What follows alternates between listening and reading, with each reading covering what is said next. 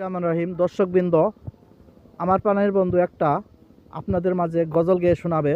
গজলটা শুনুন। যদি গজলটা ভালো লাগে তাহলে লাইক করবেন, কমেন্ট করবেন, শেয়ার করবেন এবং সাবস্ক্রাইব করবেন। তাহলে আমার বন্ধু উৎসাহিত হবে গজল গাওয়ার। তাহলে গানটা শুনুন।